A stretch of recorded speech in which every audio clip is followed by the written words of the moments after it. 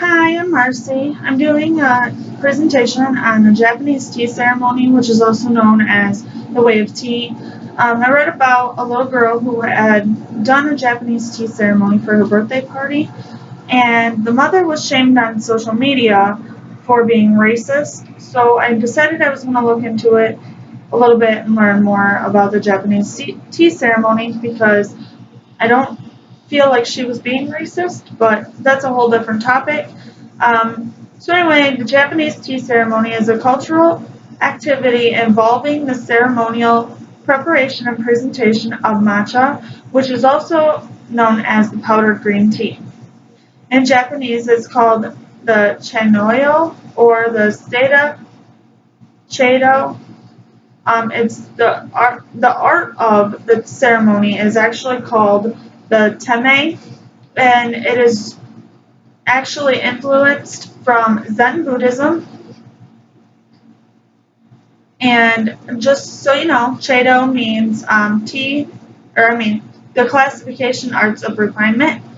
Kodo means the incense appreciation, and then Kato means the flower arrangement. So going back to the history part, in the 9th century, a Buddhist monk named Ichu brought it back from China and introduced it to Emperor Saga. So, and this was in the Kaneki region of Japan, and then it eventually slowly faded away. So then it was brought back in the 12th century, and it was called Tekna then, which is also known as the powdered matcha in a bowl with hot water added. This was introduced by Issei, which was also another monk returning from China. So it was first used by for religious rituals in Buddhist monasteries, and then in the 13th century, the Kamakura shogunate ruled the nation. So tea became a status symbol among warrior classes, and there was a prize for guessing the best tea, which was derived from seeds from SA and Kyoto, and that was also brought from China. So this developed as a transformation practice, and it began to evolve into an aesthetic principle being sabi and wabi. So now wabi means inner or spiritual experience of the human lives, and sabi means the outer or material side of life. And Maruto Juko was an earlier developer of the tea ceremony as a spiritual practice. So he actually set the principles, which were harmony, respect, purity, and tranquility. And these are still used today. So Sen no Rikuyo, which was the leading tea master of Regent Toyotomari Hideyoshi, which was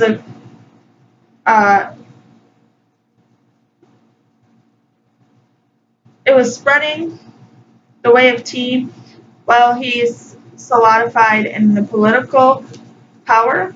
So in 1959, one of the disciples of Rikukyo, his name is Ramanusaji, and he was brutally executed on orders of Regent.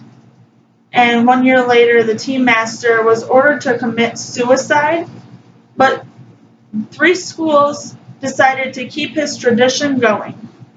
So that is where this tea ceremony comes from. So they have venues, and where they hold them is actually a purpose-built tatami floored room, but any room is ideal as long as the tea can be prepared in front of the guests Now, they do it in 2 different seasons, and there is Sunken Heart, which is traditionally in the winter months, which are November through April. And then there is the Brazier, which are the warmer months, and that is May to October. So they do different things for each one and how they do the ceremony. So then they also do a thick tea and a thin tea. And the thick tea is called Cayocho, and it is actually served in a group of people, and they all drink out of the same bowl. So then you have the thin, which is Usucha, and that is individually served. And there are actually quite a couple different equipment pieces. Now, you're thinking tea, so you're thinking, oh, it's going to be like in a teapot like this, and you're going to pour it into a cup like that. That is not the case. Here we have, there's equipment that is called the check-in, which is a small rectangular white linen that you use to wipe out the bowls. And then you have a tea bowl. They come in many sizes. Deeper ones are for winter because it keeps them warmer longer. The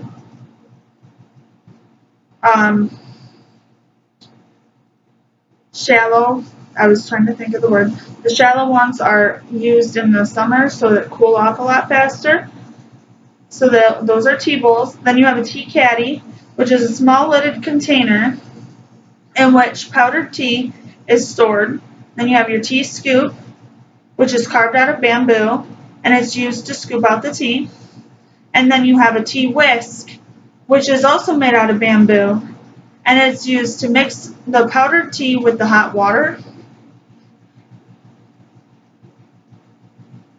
And then you also have hanging scrolls that could be in the waiting room, and then they are also used inside the room of the tea ceremony.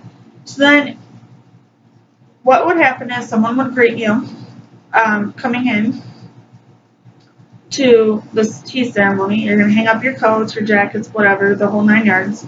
And then you're going to go and bow to who greets you, takes you to the room that you're supposed to go through. There's a little crawl space. Take your shoes off before you go through it. And you also wash your hands and rinse out your mouth. And then when everybody's in this tea room and it's all prepared, there's an audible sound that has the host notified, and he will come right in and you will bow to him, and then you'll start your tea ceremony going through the scrolls and whatever else. And then there's different types of performances. There's Sado, which is everything is performed specifically. Then there's the Teme, which has many different styles. School occasions, etc. are factors in how these styles are performed. So then you have the Chibako Teme, the Hakobai Teme, Oban Teme, and Ryuri. And then going back to those hanging scrolls, they are calligraphy, some are art, and they are appropriate for the occasion that it is part of. And this is going to be in your tea room. And then you have your flower arrangement, which is usually Chibana. They're considered the tea flower, but it is not allowed. You're not allowed to have unnatural or out of season flowers, and you're not supposed to have any other crops assisting the tea flowers. So then you go for your meal, which is usually the kaiseki or chakaseki, and it's usually fresh seasonal ingredients, small servings, and individual dishes for each person. So then your clothing, you can wear a kimono or you can wear Western style clothing, but it is normal to wear the kimono, and women are only supposed to wear a kimono. So then, in your tea room, you have traditional mats, the tatami, and it's used in various ways. Their placement determines how you walk into the room. So, studying the tea ceremony, whoever wishes to study this is joining in a circle, which is the generic term for a group that meets regularly to practice in this activity. So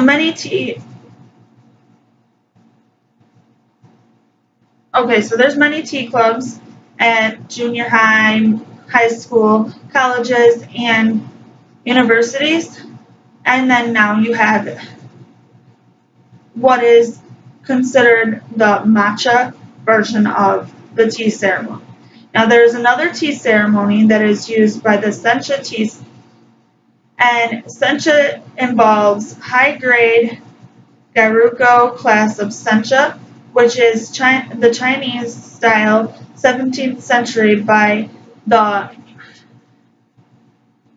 Injin, which is the founder of the Oboku school of Zen Buddhism. And he was popularized in the 18th century by the Obako monk Baeso, and he sold tea in Kyoto, and he became the first sencha master. I didn't find a whole lot about that because the matcha is the more traditional form of the tea ceremony.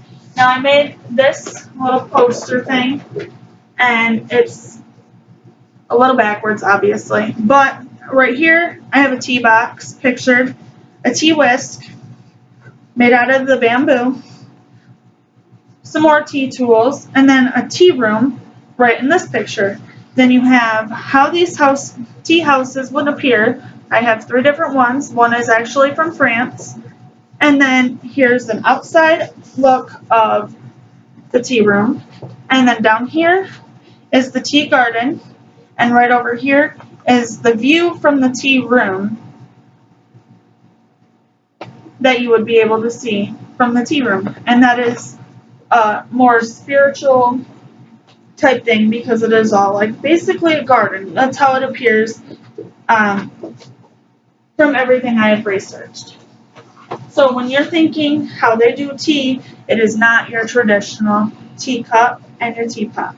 It is actually bowls, and it's whisked together with powdered tea and hot water.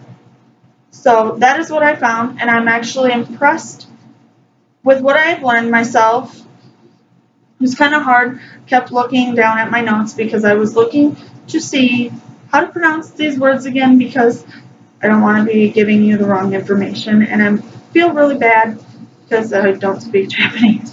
So anyways, I hope I cleared up any misinformation that was in those articles about the Japanese tea ceremony, and I hope you have a good night.